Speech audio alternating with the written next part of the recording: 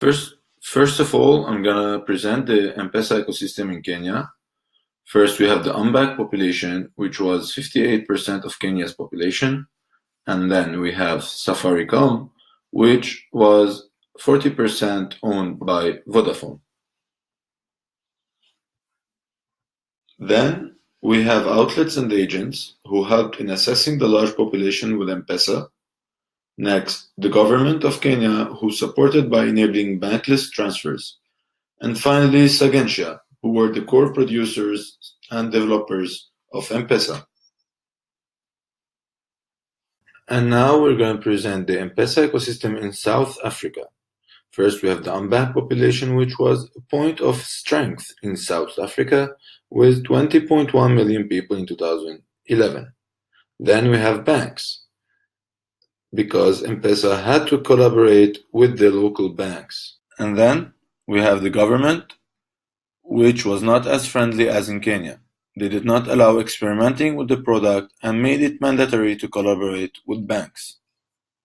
Now, outlets and agents, there were significantly less agents as compared to Kenya, only 1,000 of them in South Africa.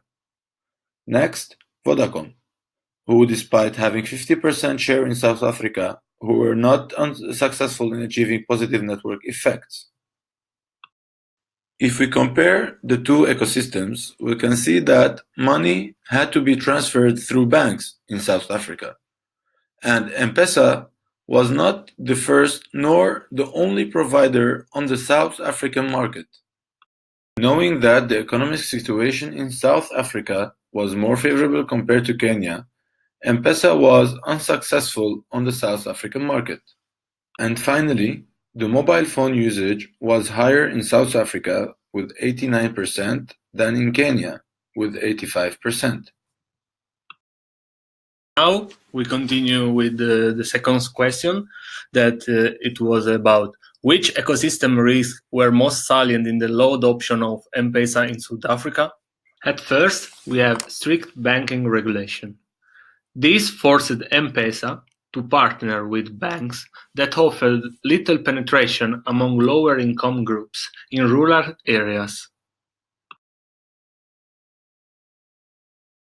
A second important reason is fundamental misalignment between banks and mobile network operators. They had different business models respectively. Banks made profit from loans and deposit margins, while mobile network operators operate through transaction-based model. Furthermore, Vodacom M-Pesa could not partner with big banks because big banks feared M-Pesa would cannibalize their business, so small banks were the only hope. In South Africa, they had existing alternatives as FNB e-wallet and lacked the first mover advantage as e-wallet was a year ahead. In comparison with e-wallet, who had all branches all over South Africa, M-Pesa had only 1,000 agents and were far away located from the user's workplace. On map, here we see in black pin represent e-wallet and the orange one represent M-Pesa agents. The South Africa Reserve Bank, owned by its government, were not much supportive either, as the mandated only banks were allowed to make any form of deposit, removing the independency of M-Pesa to operate as a single entity and enforce them to collaborate. Created using Powtoon.